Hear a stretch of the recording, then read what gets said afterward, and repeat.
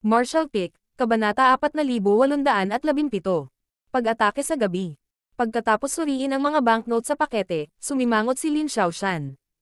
Masyadong maliit. Gusto ng mga manager ng 100,000 silver coin, at kulang ang mga babae sa bundok. Umiling ang kapitan ng mga pribadong gwardya. Ito ang maibibigay ni Meng Manor. Hindi ka namin bibigyan ng higit pa o anumang mas mababa.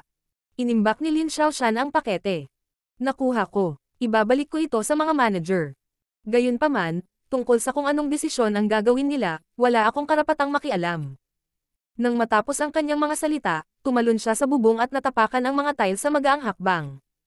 Hindi nagtagal ay umalis na siya sa lugar. Walang balak na pigilan ang mga personal bodyguard ni Meng Manor habang pinapanood siyang umalis. Sa katunayan, nag-alok si Meng Manor sa kanila ng maraming pera. Gayunpaman, kung ang mga mula sa Hidden Treasure Peak ay hindi nasiyahan dito, ang salungatan ay hindi pa rin malulutas. Kaya naman, hindi na sila nang ahas na magpaalis pa ng mga personal na bodyguard. Pagkatapos ng kalahating buwan ng pagsasanay, ang mga bagong pribadong gwardya na kinabibilangan ni Yang Kai ay binigyan ng ilang gawain. Inaasahan ni Yang Kai na mapwesto sa loob ng inner court. Kung ganoon, magiging mas madali para sa kanya na mangalap ng impormasyon sa inner court at hanapin si Ku Huashang. Sa sinabi nito, alam niya na ito ay isang hindi makatutuhanang ideya. Anuman ang anumang bagay, sila ay mga bagong pribadong gwardya na ang katapatan ay hindi nasubok sa panahon. Bibigyan sila ng ilang mga gawain, ngunit hindi sila ilalagay sa mahahalagang lugar. Gaya ng inaasahan, sinabihan si Yang Kai na bantayan ang ilang courtyard sa outer court, at mayroon siyang isang veteranong private guard na nagngangalang Yin Jiyong bilang kanyang partner. Ang isa pang 4 na tao ay gagana sa kanila. May 3 shift sa isang araw, at 2 sa kanila ang magbabantay sa lugar sa loob ng 8 oras. Ang gawain ay hindi mahirap o simple. Naging pamilyar sila sa isa't isa at nakabuo ng passcode para sa pagpapalit ng mga shift, pagkatapos ay nagtago sina Yang Kai at Yin Jiyong sa isang sulok at sinusubaybayan ang kanilang paligid upang maiwasan ang sinumang may masamang intensyon na pumasok. Magiging mapayapa sa susunod na 3 araw. Kapag wala sila sa duty, si Yang Kai ay bibili ng ilang alak at pagkain upang ibahagi kay Yin Jiyong. Tiyak, natuwa si Yin Jiyong sa pagiging mataktikan ni Yang Kai, kaya mas naging mabait siya sa kanya. Sa makatuwid, makalipas ang halos 3 araw, naging matalik na magkaibigan sina Yang Kai at Yin Jiyong. Isang araw, nagbalik muli si Yang Kai ng alak at pagkain. Umupo sila sa tapat ng isa't isa habang umiinom at nagkukwentuhan. Sa pag-aakalang oras na, nagkunwaring lasing si Yang Kai habang sinasabi niya. Brother Yin, wala akong alam tungkol sa Meng Manor dahil bago pa lang ako. Mahigit 10 taon ka ng private guard dito. May payo ka ba sa akin? Naglagay si Yin Jiyong ng mga mani sa kanyang bibig at nakangiting tumingin sa kanya. Siyempre marami akong payo para sa iyo, pero hindi ko kayang sabihin ng sabay-sabay. Manatili ka lang dito ng ilang taon pa, at masanay ka na. Ang Meng Manor ay isang magandang lugar. Halos walang panganib na kailangan nating harapin bilang mga pribadong gwardya, at ang mga sweldo ay kaakit-akit. Hindi mabilang na mga tao ang nag-aagawan para makapasok dito taon-taon. Pinuno ni Yang Kai ng alak ang tasa para sa kanya. Sabihin mo lang sa akin ang kahit ano, Brother Yin. Nakikinig ako. Nasa pagitan mo lang ako. Sa nakalipas na ilang araw, binilhan siya ni Yang Kai ng maraming masasarap na pagkain at alak, kaya mahirap para kay Yin Jiyong na tanggihan siya. Matapos itong pag-isipan, nagpa siya si Yin Jiyong na sabihin sa kanya ang ilang pangunahing impormasyon. Ayon sa kanya, nagsimula ang pamilya Meng bilang mga nagbebenta ng asin, at unti-unti silang nagsanga sa iba't ibang negosyo.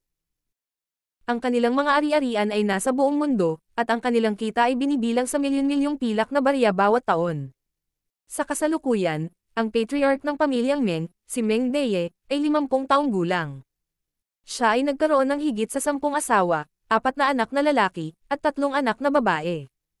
Ang mga negosyo ng pamilya ay halos pinamamahalaan ng mga anak habang 2 sa 3 anak na babae ay ikinasal sa mga lalaki na pantay-pantay sa mga tuntunin ng kanilang mga katayuan. Tanging ang eldest young lady ang nagpasakit ng ulo sa patriarch. Napakunot ang noo ni Yin Jiyong sa pagbanggit sa eldest young lady. Isang sensitibong Yang Kai ang nagtanong. Ano ang nangyayari sa eldest young lady? Biglang tumingin sa paligid si Yin Jiyong. Nag-aalala pa rin, tumayo siya sa upuan at binuksan ang pinto. Nang matiyak na walang ibang tao sa paligid, umupo siya at sinabi kay Yang Kai sa mahinang boses. Sa Meng Manor, bawal ang mga gawain ng eldest young lady. Hindi mo dapat banggitin ito ayon sa gusto mo. Sa isang solemne na ekspresyon, tumanggaw si Yang Kai. Huwag kang mag-alala, Brother Yin. Hindi ko gagawin. Humigop ng alak si Yin Jiyong at sinabing. Sa Meng Manor, kasal ang 4th young lady at ang 5th young lady, pero single pa rin ang eldest young lady. Hindi mo ba iniisip na kakaiba ito? Tila gulat na gulat, nagtanong si Yang Kai. Ang eldest young lady ay single pa rin. Ilang taon na siya ngayon? Umiling si Yin Jiyong. Hindi ako sigurado, ngunit sa palagay ko siya ay 26 o 27 taong gulang. 26 o 27 taong gulang. Isang ideya ang pumasok sa isip ni Yang Kai. Tanong niya sa mahinang boses. Wala bang interesado sa eldest young lady dahil pangit siya? Ang isang nabigla na si Yin Jiyong ay mabilis na naglagay ng isang daliri sa kanyang sariling mga labi at sabik na tumingin sa paligid. Nasusuka ka na ba sa buhay? Ang lakas ng loob mong suruan ang eldest young lady. Huwag mo akong kaladkarin dito. Nagmamadaling tinapik ni Yang Kai ang sariling bibig. Pagkatapos pagsamahin ang sarili, sinabi pa ni Yin Jiyong. Sinasabi ko sa iyo, hindi pangit ang eldest young lady. Sa halip, siya ay hindi kapani-pani walang maganda. Nagtanong ang isang usyosong Yang Kai. Paano mo nalaman, Brother Yin? Nakangiting sagot ni Yin Jiyong. Mahigit 10 taon na akong private guard sa Meng Manor. Noong rookie pa ako dito, teenager pa lang ang eldest young lady, at maganda na siya dati. Walang paraan na magiging pangit siya pagkatapos ng ganap na pag-mature. Dahil maraming taon na ang nakalilipas, ang eldest young lady ay bihirang lumabas sa inner court.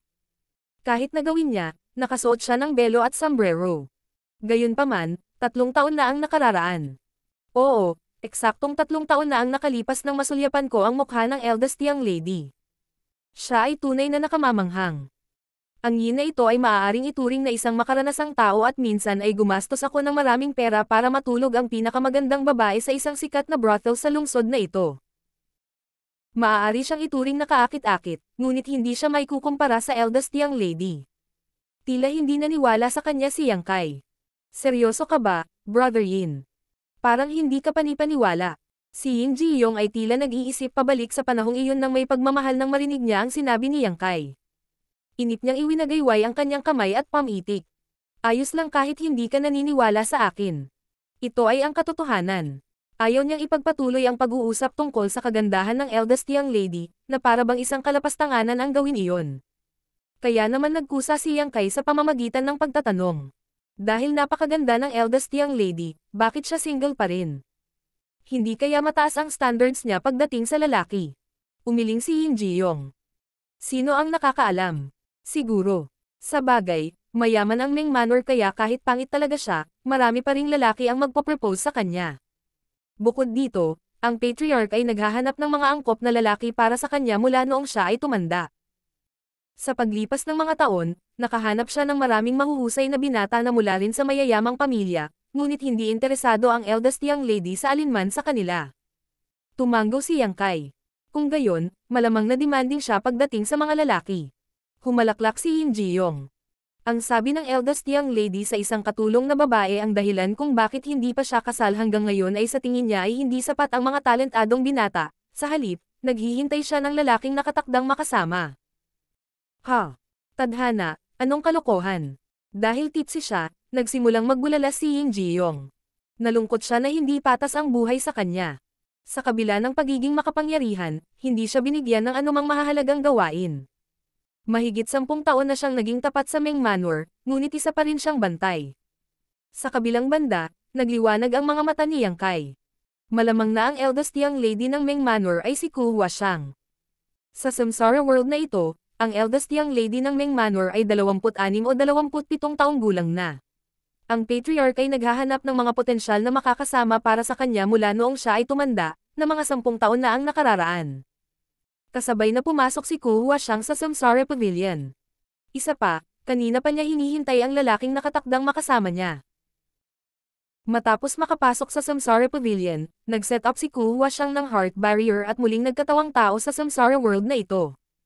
Bagamat nawalan siya ng alaala, totoo ang heart barrier. Sa ilalim ng impluwensya ng heart barrier, gagawin niya ang mga bagay na totoo sa kanyang puso. Naisip ni Yang Kai na kailangan niyang pumunta sa inner court at makita ang eldest young lady ng Ming Manor. Sa pamamagitan lamang nito masisiguro niya kung siya ang tunay na Kuhua Siyang. Habang siya ay nawawala sa kanyang pag-iisip, isang naguguluhan na boses ang narinig na sumisigaw mula sa isang lugar sa Ming Manor. Sunog! May sunog! Dumungaw si Yang Kai sa bintana at talagang nakakita siya ng bahid ng pamumula. Isang gulat na si Yang Kai ay mabilis na bumangon at binuksan ang pinto bago tumalon sa bubong. Habang tinitingnan niya ang paligid, nakita niya na ang isang partikular na lugar sa Ming Manor ay nasusunog habang ang lahat ay naguguluhan at sagulat.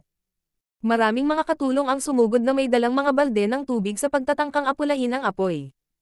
Isang tipsy na si Yin Ji-yong ang lumitaw sa tabi niya at nakasimangot dahil masama ang pakiramdam niya. Brother Yin. Lumingon si Yang Kai para tumingin sa kanya. Huwag gumawa ng anumang padalos-dalos na paggalaw ng walang utos. Bagamat medyo lasing si Yin Ji-yong, matino pa rin ang kanyang ulo. Bilang isang taong matagal nang nagtrabaho sa Ming Manor, alam niyang bawal ang lumiban sa mga tungkulin ng walang pahintulot sa panahon ng krisis. Ang pinakamahusay na paraan upang harapin ang sitwasyon ay ang manatili kung saan sila dapat naroroon. Nang tatanggo na sana si Yang Kai sa kanyang ulo, bigla niyang naramdaman ang paninikip ng kanyang dibdib. Nang lumingon siya, nakita niyang mahigit 10 tao ang lumitaw sa mas mataas na bubong na may mga busog sa kanilang mga kamay. Sa ilalim ng kalangitan sa gabi, ang malamig na kislap ay kumislap sa mga palaso mula sa apoy sa di kalayuan. Pag-atake ng kaaway. Ungol ni Yang Kai at hinarap si Yin Ji-yong pababa mula sa bubong. Sa sumunod na sandali, ilang palaso ang tumama sa kinatatayuan nila kanina. Direktang binasag ng marahas na puwersa ang bubong. Agad na natahimik si Yin Ji-yong nang tumayo siya at tumanggo kay Yang Kai bilang isang paraan ng pasasalamat. Ganun pa man, bago pa sila makapag-ayos ng sarili, naramdaman nila ang pagbagso ng hangin mula sa kaliwa at kanang bahagi. Instinctually, binunot ni Yang Kai ang kanyang espada gamit ang kanyang kaliwang kamay at nilaslas ito sa taong nasa likod niya. Isang maikling sigaw ang narinig nang mapatay ang umatake sa likod niya. Ang isa pang espada ay dumaan sa kanyang dibdib at pinutol ang kanyang damit. Isang maliksi na Yang Kai ang humakbang pasulong at hinawakan ang kanyang espada habang patuloy na naririnig ang mga hiyawan. Nang tuluyan na siyang huminto, 6 na tao na ang bumagsak sa lupa sa likuran niya. Lahat sila ay napatay sa isang stroke. Ang dugo ay makikitang tumutulo mula sa espada at nagtitina sa lupang pulang-pula. Isang tulalang Yin Ji-yong ang tumingin kay Yang Kai. Ngayon lang, sa oras na binunot niya ang kanyang espada, lahat ng mga kaaway ay bumagsak sa lupa. Pagkaraan ng ilang sandali, pinuri niya ang binata sa pagsasabing, "Brother, hindi ka panipaniwala." Sa sandaling matapos siyang magsalita, si Yang Kai ay lumapit sa kanya na may hawak na espada habang nakasulat sa buong mukha niya ang layuning pumatay. Naramdaman ni Yin Ji-yong ang panginginig ng kanyang mga binti habang likas niyang itinaas ang kanyang espada. Iniwasan ito ni Yang Kai at idiniin ang kanyang kamay sa balikat ng matandang lalaki. Sa pagtama, napilitang umikot si Yin Ji-yong. Nagkataon lang na nakaiwas siya sa isang palaso na nagmumula sa likuran bilang resulta.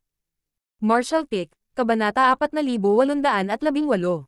Nahuli ang eldest young lady. Si Yin Ji-yong ay basang-basa sa malamig na pawis. Alam niyang nailigtas siya ni Yang Kai.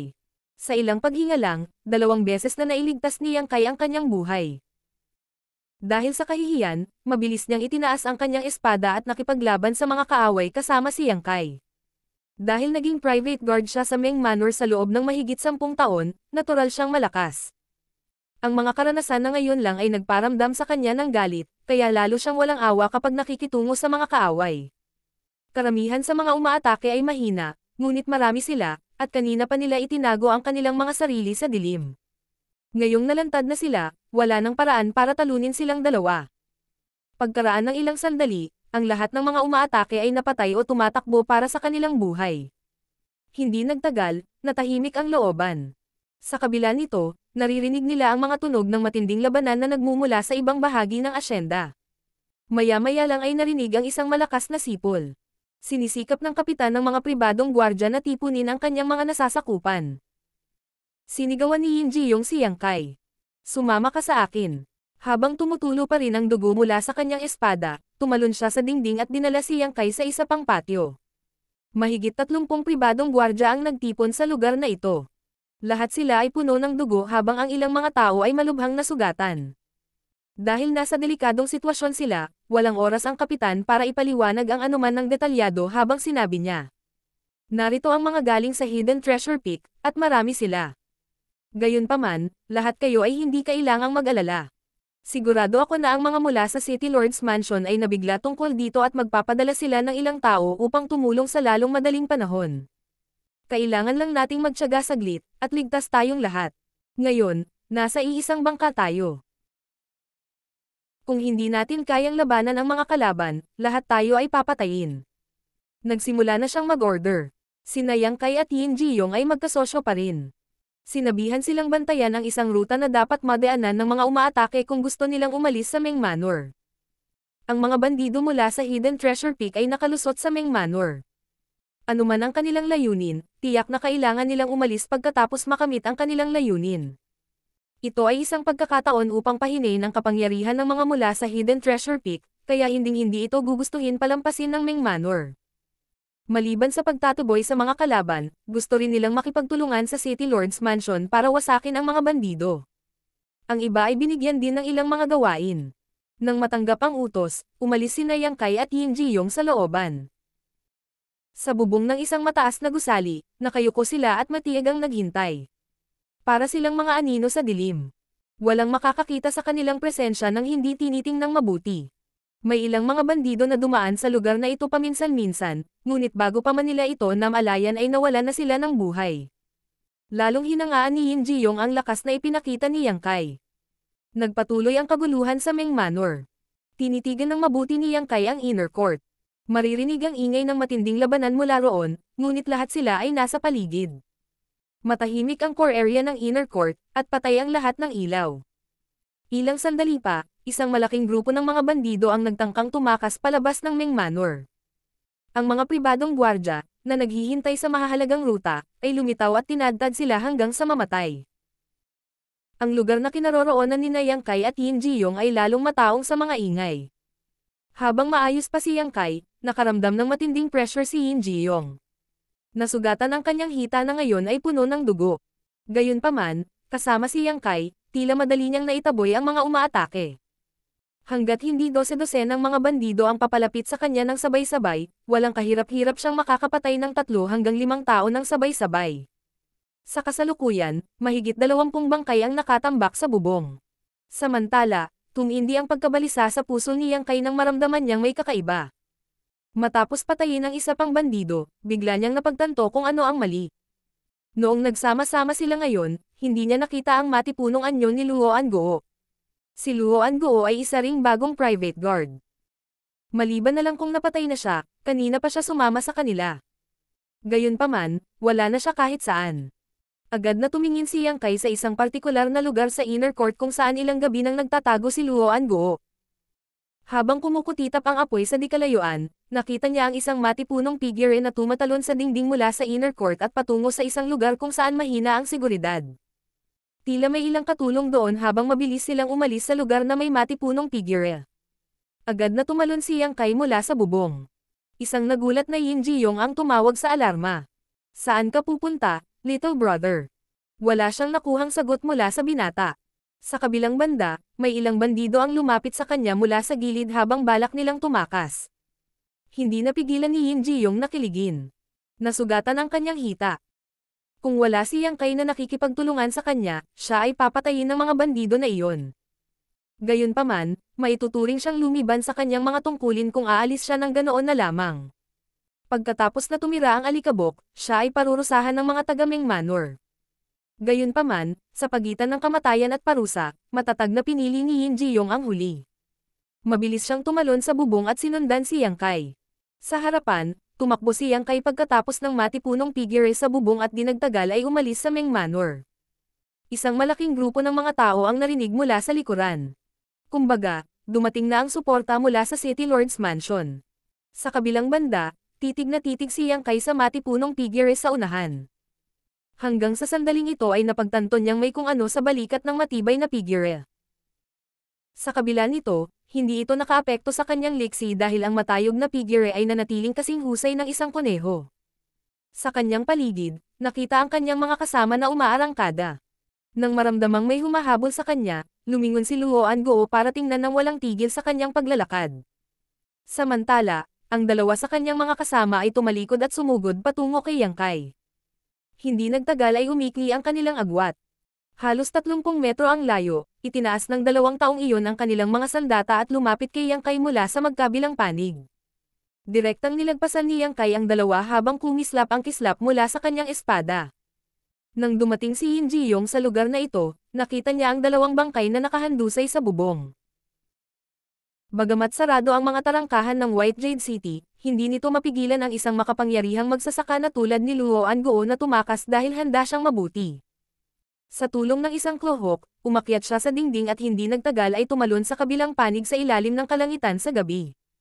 Nang dumating si Yang Kai, 2 sa mga kasama ni Luoan Guo ay umaakyat pa rin sa pader. Tumalon siya sa ere na parang ibon at saglit na pumikit sa itaas ng 2 bago sinipa ang pinakamalapit sa kanya. Bumangga ang tao sa kanyang kasama nang magkasabay silang bumagsak sa lupa. Sa paglapag sa tuktok ng dingding, si Yang Kai ay nagpakita ng isang madilim na ekspresyon dahil naririnig niya ang tunog ng isang kabayo na umuungol. Pagtingin niya sa ibaba, nakita niyang umaakyat na si Luoan Guo. Tumangala si Luoan Guo kay Yang Kai at ngumisi. Pagkatapos, pinaikot niya ang kabayo at tumakbo paalis. Huminga ng malalim si Yang Kai at tumalon sa pader bago sumugod. Gayunpaman, kahit na siya ay medyo makapangyarihan sa samsara world na ito, na may mababang cultivation, hindi siya kailanman magiging kasing bilis ng isang kabayo. Sa kabila ng nakikitang lumalayo na si Luoan Guo sa kanya, hindi sumuko si Yang Kai. Sa halip, sinundan niya ito ng sunod-sunod na mga bakas ng kuko ng kabayo. Makalipas ang isang tasa ng tsaa, wala nang makita si Luoan Guo habang si Yang Kai ay nakakaramdam ng labis na pagkabalisa. Maya-maya lang, may narinig na kabayong tumatakbo papunta sa kanya mula sa likuran. Nilinggan niya ang kanyang ulo at nakita si Yin Jiyong na nagmamadaling patungo sa kanya sakay ng kabayo. Huminto ang kabayo sa harap ni Yang Kai habang humihingal si Yin Jiyong at sinabing, "Nahuli ang eldest young lady." Nang makita niyang umalis si Yang Kai sa Meng Manor para habulin ang isang tao ngayon, wala pa rin siyang ideya kung ano ang nangyayari. Ngunit hindi nagtagal, nagulo ang Meng Manor dahil habang nakakulong sila sa matinding pakikipaglaban sa mga bandido, may sumulpat sa inner court at dinukot ang eldest young lady. Naisip kaagad ni Yin Jiyong ang taong sinusundan ni Yang Kai. Nang walang oras upang iulat ang bagay sa mga nakatataas, kumuha siya ng kabayo mula sa kwadra at tumakbo patungo sa direksyon ng Hidden Treasure Peak. Napaharap siya sa isang balakid nang subukan niyang dumaan sa mga pintuan ng lungsod, sapagkat sarado na ang mga ito. Ang mga taong nagbabantay sa mga gate ay mula sa City Lord's Mansion, at isang pribadong gwardya mula sa Meng Manor ay walang awtoridad na pabuksan ang mga ito ng gate. Sa kabutihang palad, kaibigan ni Yin Jiyong ang pinuno ng mga gwardya na naka-duty, at sinabi niya sa kanya kung ano ang nangyayari. Nangako rin siya ng reward mula sa Meng family bago siya pinayagang makadaan sa gate. Naniniwala siya na kung tama ang kanyang haka-haka, nasa harap niya lang si Yang Kai. Gaya ng inaasahan niya, hindi nagtagal ay natagpuan niya si Yang Kai. Kasunod nito, tumalon siya mula sa kabayo at malungkot na sinabi, "Ikaw lang ang makakapagligtas sa eldest young lady, little brother. Kung magagawa mo ito, hindi na kami muling mag-aalala tungkol sa pera." Ngayon lang niya nakita ang tunay na lakas ni Yang Kai, kaya may tiwala siya sa kanya. Bukod dito, mayroon lamang isang kabayo, at siya ay nasugatan. Sa makatuwid, hindi siya gustong sundan siya para pabagalin siya. "Huwag kang mag-alala." Tumanggo si Yang Kai at tumalon sa kabayo. Matapos kayugan ang kanyang mga hita ay nagmamadali siyang tumakbo. Hindi sigurado si Yang Kai kung saan eksakto ang Hidden Treasure Peak, ngunit sa kabutihang palad, si Luoan Guo ay nag-iwan ng ilang bakas habang tumatakas. Higit pa rito, si Luoan Guo ay isang matipunong lalaki, at kinailangan niyang buhatin ang eldest young lady. Sa makatuwid, inaasahan na maaaring malampasan siya ni Yang Kai sa kanyang kabayo. Sa madaling araw, naramdaman ni Yang Kai na papalapit na siya sa kanyang target. Pagkatapos tumakbo ng ilang kilometro pa, nakita niya talaga si Luoan Guo. Ang ingay mula sa likuran ay nagpaalerto kay Luoan Guo, at nang lumingon siya at nakitang may humahabol sa kanya, nagulat siya. Ang distansya sa pagitan nila ay nagiging mas maikli.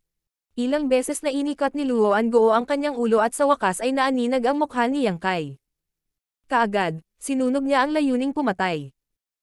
Hindi niya makakalimutan ang tungkol sa kahihiyan na ginawa sa kanya ni Yang Kai, na tinalo siya gamit ang kanyang espada sa entablado ng pagpili. Gayunpaman, hindi niya ito ipinakita sa kanyang mukha nitong mga nakaraang araw. Pagkatapos ng lahat, siya ay nasa isang misyon sa Meng Manor, kaya wala siyang oras upang ayusin ang score kay Yang Kai.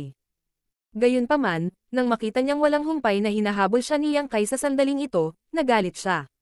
Dahil ang kabayo ni Yang Kai ay tila maaaring tumakbo ng mas mabilis, walang paraan na siya ay makatakas.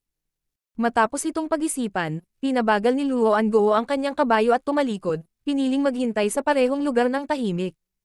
Ilang sandali pa, huminto si Yang Kai sa isang lugar ilang dosenang metro ang layo mula sa kanya. Nang magtama ang kanilang mga mata, napangiti si Luo Anguo habang si Yang Kai ay nanatiling kalmado at nakakulong. Brat, medyo matapang ka. Paano ka nagkaroon ng lakas ng loob na habulin ako ng mag-isa? Binuksan ni Luo Anguo ang kanyang leeg. Sinulyapan ni Yang Kai ang kabayo at nakita ang isang itim na tela na bag. Parang may taong namimilipit sa cloth bag. Marahil ay nakatatak na ang kanyang bibig, kaya't tanging ungol na lamang ang kanyang nagawa. Gusto mo bang iligtas ang dalagang nasa pagkabalisa? Ngumisi si Luo Anguo. Bitawan mo siya. Inilagay ni Yang Kai ang kanyang kaliwang kamay sa hilt ng kanyang espada na may malamig na ekspresyon. Napangisi si Luo Anguo. Kakasali mo lang sa Meng Manor, bakit ka nagpapanggap na loyal? Brat, medyo malakas ka. Bakit hindi mo ako sundan sa bundok? Makukuha mo ang lahat ng pera at babae na gusto mo. Mas mabuti pa kaysa magtrabaho bilang private guard sa Meng family. Bitawan mo siya. Inulit ni Yang Kai ang kanyang mga salita ng walang pag-iingat. Nawala ang ngiti sa mukha ni Luo Anguo. Gusto kong mag-alok sa iyo ng pagkakataon dahil napakatalino mo. Gayunpaman, dahil tumanggi ka sa isang toast, dapat kang uminom ng forfeit. Huwag mo akong sisihin sa pagiging magaspang ko sa iyo. Nang matapos siyang magsalita ay tumalon siya sa ere. Hindi na kayanan ng kabayo ang impact dahil nabali ang lahat ng paa nito habang napapaungol ito sa sakit. Habang nasa himpapawid, sumigaw si Luo Anguo. Sa tingin mo ba ay mas malakas ka kaysa sa akin dahil lang sa natalo mo ako noon? Ipapakita ko sa iyo ang tunay kong kapangyarihan. Sa sumunod na sandali, ang kanyang mga kamao ay naging hindi mabilang na mga anino na nagpaulan kay Yang Kai. Martial Pick, Kabanata 4819. Sinungaling. Tulad ng isang agila na bumababa patungo sa isang kuneho, si Luo Anguo ay lumapit mismo kay Yang Kai mula sa itaas. Ang kanyang matayog na figure ay nagbigay ng matinding pressure sa kanyang kalaban. Kung ang isang mahiyain na tao ay nahaharap sa gayong marahas na pag-atake, matatakot siya sa kanyang talino bago pa man siya kumilos. Kung ganoon, hindi niya ito matatalo kahit na magkaparehas sila. Gayunpaman, nagulat si Luo Anguo sa katotohanan na si Yang Kai ay nanatiling kalmado at nakakulong. Tumalon si Yang Kai sa hangin at hinugot ang kanyang espada gamit ang kanyang kaliwang kamay habang may kumikislap na kislap sa kanyang sandata. Habang ang dalawang figure ay dumaan sa isa't isa, bumagsak ang mga ito sa lupa ng may kaluskos at ungol. Pinanlakihan ni Luo Anguo ang kanyang mga mata at tinakpan ng kanyang mga kamay ang kanyang leeg. Kitang-kita ang dugong bumulwak sa mga puwang ng kanyang mga daliri. Hindi naniniwala ang nakasulat sa buong mukha niya. Noong nakaraan, itinago niya ang kanyang tunay na kapangyarihan sa entablado, kaya hindi siya nagbitiw pagkatapos niyang talunin ni Yang Kai gamit ang isang espada. Kaya naman, nang makita niyang nakikipagkarera si Yang Kai sa kanya ngayon, nilayon niyang ipakita ang kanyang tunay na kapangyarihan sa ibang lalaki. Gayunpaman, hindi niya inaasahan na ganito ang kahihinatnan. Katulad ng nangyari sa entablado, natalo siya ni Yang Kai ng isang slash muli. Gayunpaman, mas mabilis pa ang pag-atake sa pagkakataong ito, at hindi niya ito nagawang pigilan. Ang pagkakaiba ay hindi nilayon ni Yang Kai na patayin siya sa entablado noon, ngunit sa pagkakataong ito, ipinadala niya siya sa impyerno. Hindi pa rin naiisip ni Luo Anguo kung paano siya nagawang talunin ni Yang Kai. Imposibleng ilabas ni Yang Kai ang kanyang espada mula sa anggulong iyon, at ang oras sa sandaling iyon ay lampas sa kontrol ng tao. Gayunpaman, talagang ginawa niya ito. Dahil dito, mabilis na umaalis sa kanya ang dugo ni Luo Anguo habang nakaramdam siya ng lamig sa buong katawan. Hindi niya maintindihan kung bakit gustong maging private guard si Yang Kai sa Meng Manor dahil ang huli ay dalubhasa sa martial arts. Kahit anong pilit niya, hindi napigilan ni Luo Anguo ang pagtalsik ng kanyang dugo habang hinihingal siya sa sakit. Gayunpaman, hindi siya mamamatay ng ganoon kaga. Napasubsob siya sa isang tuhod kasabay ng kabog habang nilalamon siya ng takot at sakit ng kamatayan. Ibinalik ni Yang Kai ang kanyang espada sa kaluban at kinaladkad pasulong nang hindi siya tinitigan. Gayunpaman, pagkatapos lamang ng ilang hakbang pasulong, siya ay sumuray-suray at halos mahulog sa lupa. Hindi siya sigurado sa antas ng kapangyarihan ni Luoan Guo ayon sa mga pamantayan sa Samsara World na ito, ngunit naisip niya na ang huli ay hindi maituturing na mahina. Kung ikukumpara, ang kanyang kasalukuyang cultivation ay mas mahina kaysa sa Luoan Guo. Napatunayan ito ng labanan sa entablado kanina. Ang isang cultivator na may kasalukuyang lakas ni Yang Kai, ipinanganak at pinalaki sa lugar na ito, ay walang alinlangan na matatalo ng isang makapangyarihang cultivator tulad ni Luoan Guo. Gayunpaman, muling nagkatawang tao si Yang Kai sa mundong ito bilang 6th grade Heaven Opening Realm Master, kaya ang kanyang kakayahan at pananaw ay higit na higit sa mga limitasyon ng mundong ito. Ang pagkakataong imposibleng makuha sa mga mata ni Luoan Guo ay madaling makuha ni Yang Kai. Kaya naman kaya niyang talunin ang kabilang partido sa kabila ng pagiging mahina. Sa sinabi nito, hindi ito walang presyo na babayaran. 3 sa mga tadyang niyang Kia ay malamang na nabali matapos ang kanyang dibdib ay hampasin ni Luoan Guo. Pakiramdam niya ay napuno ng dugo ang kanyang lalamunan. Pilit na sinakal ni Yang Kai ang matamis na likido at pinatatag ang sarili bago naglakad papunta sa kabayo ni Luoan Guo. Nabali ang mga paa ng kabayo matapos itong dalhin ang impact ni Luoan Guo na tumalon sa hangin. Kasalukuyan itong nakahandusay sa lupa at humahagulgol. Ang taong nasa cloth bag ay nanginginig pa sa likod ng kabayo habang siya ay umuungol at umungol. Binuksan ni Yang Kai ang bag at ipinakita ang isang nakakaakit na mukha na puno ng luha. Ang lubak-lubak na biyahe ay naging sanhi ng pagkagulo ng kanyang buhok at tiyak na matagal na siyang umiyak dahil ang kanyang mga mata ay pulang-pula, na madaling pumukaw ng pakikiramay ng isang lalaki. Nang tingnan ang pamilyar na mukha na ito, ngumiti si Yang Kai. Nahanap na rin kita, senior sister ko. Ang kanyang kasalukuyang pagkakakilanlan ay ang eldest young lady ng Meng Manor. Ang eldest young lady ay orihinal na natarante at kinilabutan, ngunit nang makita ang nakapapawing pagod na ngiti ng lalaki, agad siyang kumalma. Titig na titig siya kay Yang Kai habang ang pagkalito ay sumilay sa kanyang mga mata. Nakita niyang pamilyar ang lalaki sa kanyang paningin, ngunit sigurado siyang hindi pa niya ito nakita. Ang pakiramdam na ito ay nagdududa sa kanya. Inalis ni Yang Kai ang tela mula sa kanyang bibig at huminga ng malalim. Huwag kang matakot, eldest young lady. Isa akong private guard mula sa Meng Manor. Nandito ako para iligtas ka. Patay na ang tulisan na bumihag sa iyo. Noon lamang nakita ng eldest young lady ang bangkay na nakaluhod sa lupa sa unahan. Ang lusek ng dugo ay kilabot sa kanya nang mawala ang kulay sa kanyang nakakaakit na mukha. Bulalas niya at biglang bumagsak sa mga braso ng kakaibang pamilyar na gwardya. Napaungol si Yang Kai habang tumutulo ang dugo sa kanyang bibig. Ang ilan sa kanyang mga tadyang ay nabali sa simula, at ang epektong ito ay nagpulala sa kanyang mga pinsala. Nang marinig ang kanyang pag-ungol, tumangala ang eldest young lady at nakitang tila nahihirapan ang kanyang wristwear, kaya nag-aalala siyang nagtanong. Nasaktan ka ba? Ayos lang ako. Tinulungan siyang tumayo ni Yang Kai. Hindi na tayo dapat manatili pa rito. Kailangan nating bumalik sa Meng Manor sa lalong madaling panahon. Paulit-ulit na tumango ang eldest young lady. Dinala siya ni Yang Kai sa sarili niyang kabayo at tinulungan siyang makasakay. Nang maghahanda na silang umalis, may narinig siyang ingay mula sa di kalayuan. Nilinggan ni Yang Kai ang kanyang ulo at nakita ang ilang alikabok na umaakyat sa hangin. Tila may mga kabayong papalapit sa kanila. Mabilis na gumawa ng desisyon, itinuro ni Yang Kai ang isang partikular na direksyon at sumigaw. Eldest young lady, sumakay ka sa direksyon na iyon. Huwag kailanman tumigil. Tumingin sa kanya ang eldest young lady. Ano naman sayo? Ngumiti si Yang Kai sa kanya. Magpapahinga muna ako bago umalis. Nang matapos ang kanyang mga salita, hinugot niya ang kanyang espada at sinampal ang ilalim ng kabayo gamit ang likod ng sandata. Ang kabayo pagkatapos ay bumantong hininga at tumakbo kasama ang eldest young lady sa kanyang likod. Kasunod nito, tumalikod si Yang Kai at kinuha ang espada gamit ang kanyang kanang kamay habang tahimik na naghihintay. Dumating na ang mga katulong ni Luoan Guo mula sa Hidden Treasure Peak. Ang mga alikabok na tumataas sa malayo ay tiyak na sanhi ng mga bandido na iyon. Marahil ay napagkasundoan nilang magkita sa isang partikular na lugar, ngunit dahil hindi nagpakita si Luoan Guo pagkaraan ng mahabang panahon, nagpasya silang hanapin siya. Mahigit 100 kabayo ang nakita ni Yang Kai habang dinidilaan niya ang dugo sa kanyang bibig habang nasa sabik at nasa sabik. Sa lugar na ito, hindi siya maaaring umasa sa Space Principles o sa kanyang makapangyarihang 6th grade Heaven Opening Realm Cultivation. Ang tanging mayroon siya ay ang mga kapangyarihang ibinigay sa kanya sa Samsara World na ito at ang kanyang sariling mga karanasan. Sa kabila ng kanyang malalim na kasanayan, imposible para sa kanya na makitungo sa higit sa 100 katao sa kanyang kasalukuyang kalagayan. Bagamat hindi raw siya nagkaroon ng pagkakataong mabuhay, pinasiklab nito ang kanyang fighting spirit at mabangis na kalikasan. Ano kaya ang mangyayari kung mapatay siya sa Samsara World na ito? Hindi kailanman sinabi sa kanya ni Yu Xiangdai ang tungkol dito. Gayunpaman, alam ni Yang Kai na hindi siya dapat mamatay.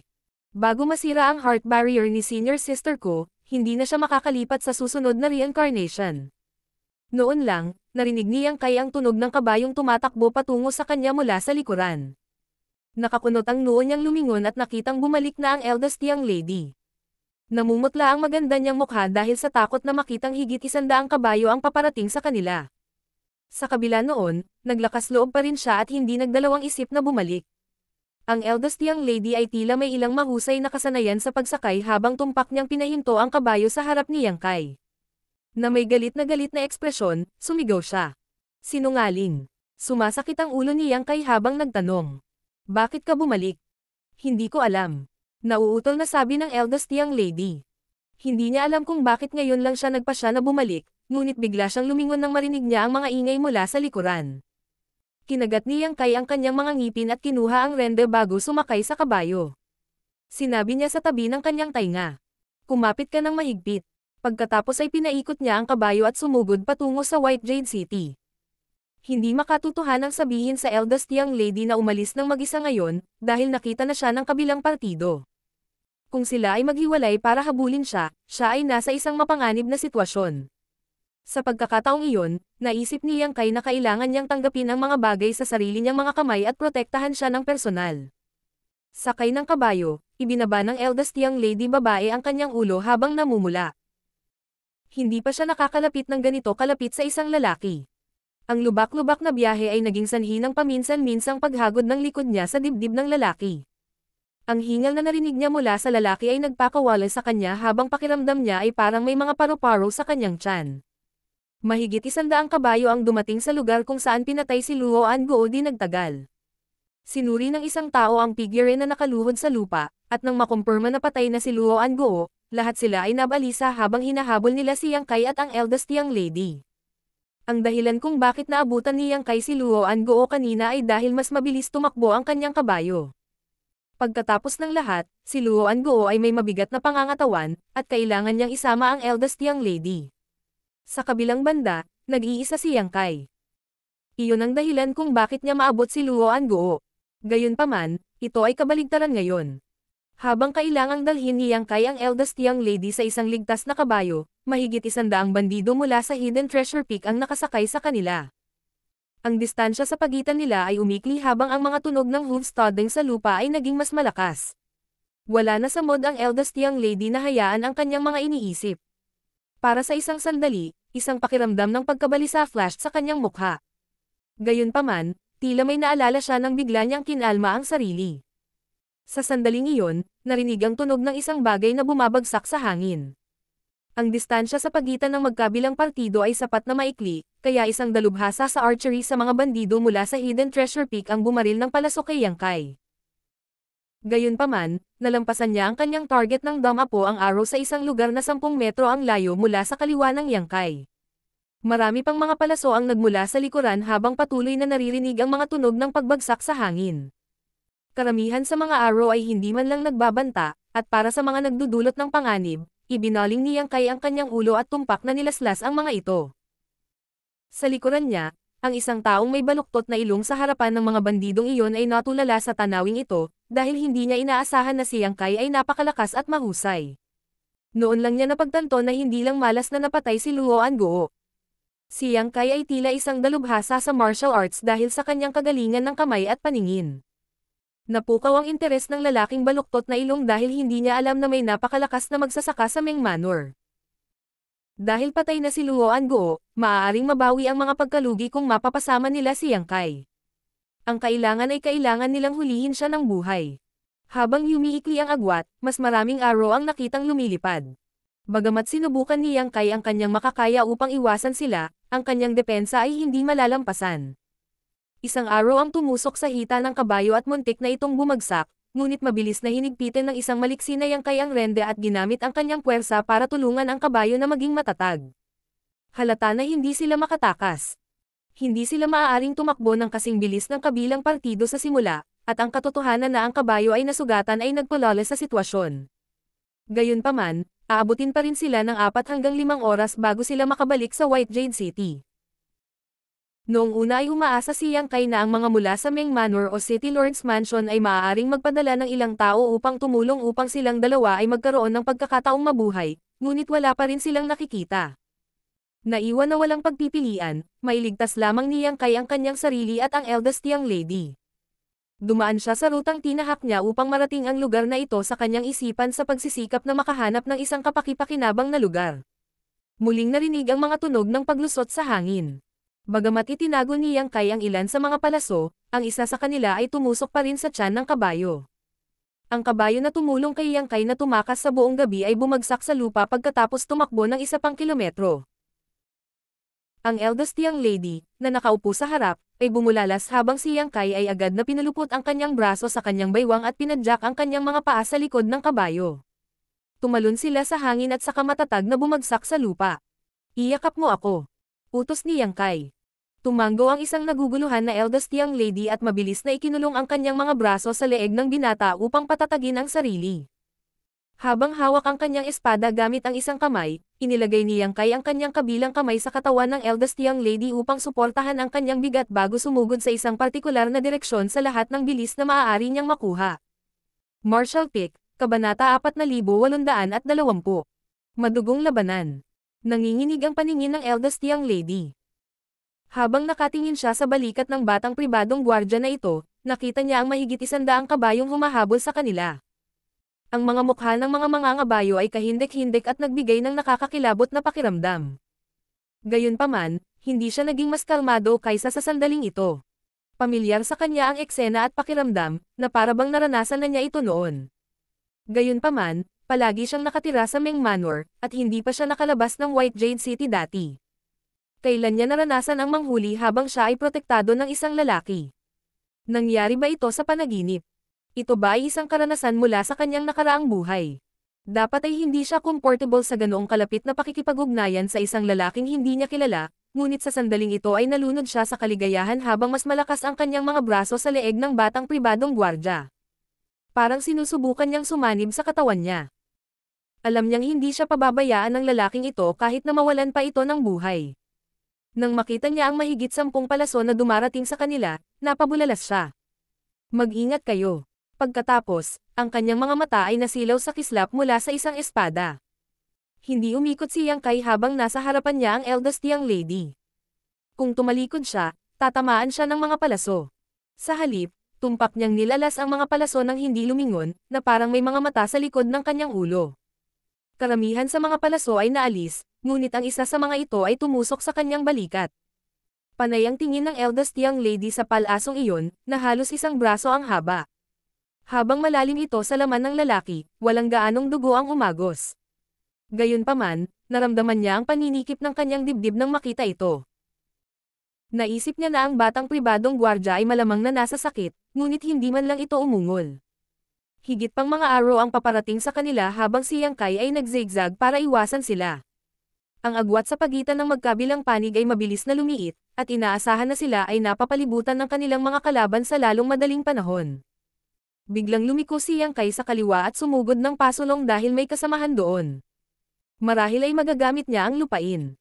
Hindi nagtagal, tumakbo siya lagpas sa kasambahay kasama ang eldest young lady sa kanyang mga bisig.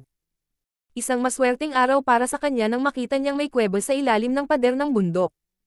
Hindi kalakihan ang kuweba dahil kayang tumanggap ng isang tao. Nagmamadaling lumapit si Yang Kai at pinababa ang eldest young lady. Pumasok ka na sa loob. Tumanggo ang eldest young lady at nakadapa na umakyat sa kuweba at sinubukan ang lahat na makakulot sa loob nito. Nang tumangala siya, nakita niya ang batang pribadong gwardya na nakatayo sa kanyang harapan na parang bundok na kayang palayasin ang lahat ng unos. Ano ang iyong pangalan? Tanong niya. Yang Kai. Itinaas niya ang kanyang kamay upang kunin ang arrow na nakaipit sa kanyang balikat at pinutol ang baras, naiwan ang dulo sa loob ng kanyang laman. Pagkatapos ay lumingon siya at ngumiti sa kanya. Ang pangalan ko ay Yang Kai. Inulit ito ng eldest young lady na para bang sinusubukan niyang itatak ang pangalan sa pinakamalalim na bahagi ng kanyang isipan. Iniabot niya ang kanyang kamay upang ayusin ang kanyang magulong buhok at ngumiti. Ang pangalan ko ay Mengro. Tumango si Yang Kai. Isang magandang pangalan. Ang mga tunog ng mga paa na tumuntong sa lupa ay narinig ng higit sa 100 mga kabayo ang dumating sa lugar na ito. Ang lalaking may baluktot na ilong ay nagtaas ng kamay, pagkatapos ay tumigil ang lahat ng mga kabayo sa kanilang mga landas. Ang mga bandidong ito ay tinitigan ng matiim kay Yang Kai. Nang magtama ang kanilang mga mata, halos hindi napigilan ng lalaking may baluktot na ilong ang kanyang paghanga kay Yang Kai habang pinalaki niya ito. Brat, pinatay mo ba si Luoan Guo? Malungkot na tugon ni Yang Kai. Oo, sa malungkot na ekspresyon, sinabi ng lalaking may baluktot na ilong. Si Luoan Guo ang second manager ng Hidden Treasure Peak. Nagbuo ka ng sama ng loob sa amin sa pamamagitan ng pagpatay sa kanya. Hindi niya dapat inagaw noon ang eldest young lady ng Meng Manor. Umiling si Yang Kai. Sino mang maglakas loob na saktan siya ay dapat mamatay. Ngumisi ang lalaking matangos ang ilong. Talagang loyal ka, pero sobrang tanga mo rin. Si Luoan Guo ay mas mahina kaysa sa iyo, kaya ang sarili lang niya ang dapat sisihin sa kanyang pagkamatay. Gayunpaman, siya pa rin ang second manager ng Hidden Treasure Peak. Dahil pinatay mo siya, kailangan kong ipaghiganti ang pagkamatay niya bilang head manager. Paano mo gagawin iyon? Mataimtim na tanong ni Yang Kai. Ngumisi ang lalaking matangos ang ilong. Mata sa mata, ngipin sa ngipin. Sa tingin mo, paano ko ipaghihiganti ang pagkamatay niya? Walang imot na sumagot si Yang Kai. Kung gusto mo ang buhay ko, pwede mong subukang kunin ito. Tingnan natin kung kaya mong gawin iyon. Napamura ang lalaking matangos ang ilong. Kung ikukumpara sa buhay mo, mas interesado ako sa iyo. Bakit hindi mo ibigay sa amin ang babaeng nasa likod mo bilang kilos ng sinseridad at sundan mo ako pabalik sa bundok? Mareresolba na ang mga sama ng loob natin. Sumimangot si Yang Kai at ibinaba ang kanyang tingin. Matapos itong pag-isipan, sumagot siya. Maaari kitang sundan pabalik sa bundok, ngunit hindi ko maipapasa sa iyo ang eldest young lady. Hayaan mo siyang bumalik sa White Jade City, at papayag ako sa hiling mo. Umiling ang lalaking matangos ang ilong. Hindi. Marami kaming pinaghirapan para makuha siya. Marami sa ating mga kapatid ang napatay, kasama na ang second manager.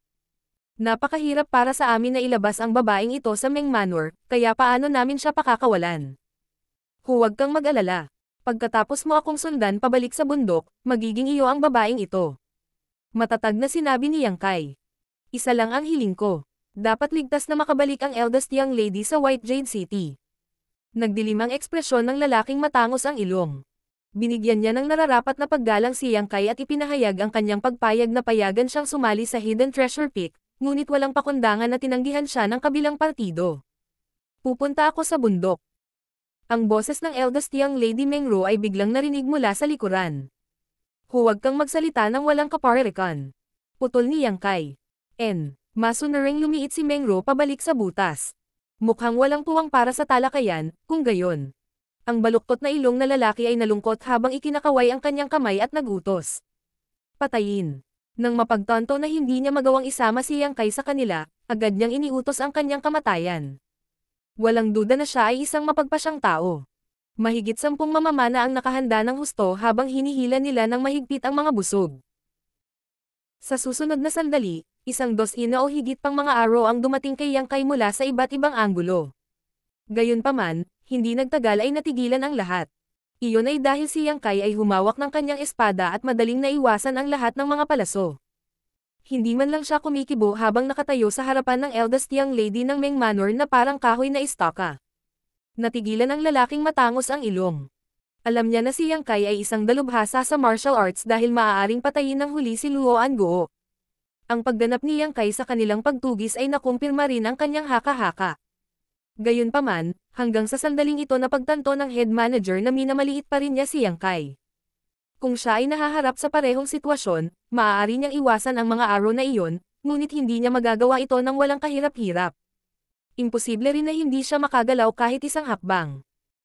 Ang mga mamamana na ito ay namumula dahil nakaramdam sila ng kahihiyan. Bago pa man magutos ang head manager, sinimulan na nilang bumaril ng mga pana kay Yang Kai. Katulad ng dati, madaling nalabanan ni Yang Kai ang lahat ng pag-atake. Nagalit ang mga mamamana. Sa halip na sabay-sabay na pana, ginawa nila ito ng pasulpot-sulpot para makahanap sila ng pagkakataong may pako siya. Pagkaraan ng isang insenso, ang mga mamamana na ito ay walang magawa na ibinaba ang kanilang mga busog dahil ang kanilang mga mukha ay pulang-pula. Ang panunuya ng kanilang mga kasama ay nagpakabit sa kanilang mga ulo. Mayroong higit sa 10 mamamana, ngunit pagkatapos ng 20 round ng pagbaril kay Yang Kai, ang lalaki ay hindi pa rin nasaktan kahit kaunti. Sa kabilang banda, wala na silang mga palaso. Malungkot din ang ekspresyon ng head manager. Sinaway niya ang mga taong tumatawa at itinuro si Yang Kai bago magbigay ng utos. Kayo dyan, patayin mo siya. Ang mga ngiti ng mga taong inutusang patayin si Yang Kai ay natigilan habang sila ay may mapait na ekspresyon. Gayunpaman, hindi nila maaaring suwayan ang head manager, kaya't wala silang pagpipilian kundi ang pasulong ang kanilang mga kabayo. At least, alam nila na kailangan nilang magtulungan. Naghiwalay sila at pinalibutan si Yang Kai mula sa iba't ibang direksyon. Habang sila ay nagpapalitan ng tingin, ang isa sa kanila ay biglang sumugod kay Yang Kai at tinaga siya ng espada habang ang iba ay sinamantala ang pagkakataon at sumugod pasulong. Ibinaba ni Yang Kai ang kanyang figure upang iwasan ang pag-atake at hinugot ang kanyang espada habang may kumikislap na kislap sa kanyang sandata. Iniabot ng pangalawang tao ang kanyang espada habang ang pangatlong tao, na may mahusay na kasanayan sa pagsakay, ay sumando sa malayo sa kanyang kabayo at winalis ang kanyang espada sa mga binti ni Yang Kai habang nilalampasan siya. Ang iba ay nagpakita ng kanilang mga kasanayan at naglunsad ng nakamamatay na pag-atake kay Yang Kai. Sa Yang Kai bilang sentro, maraming kabayo ang nagkulong sa isa't isa. Gayunpaman, marami ang nahulog sa kanilang mga kabayo at bumagsak sa lupa, tila patay. Dalawa lang sa kanila ang nakaligtas, at nang lumingon sila, agad na namutla ang kanilang mga mukha.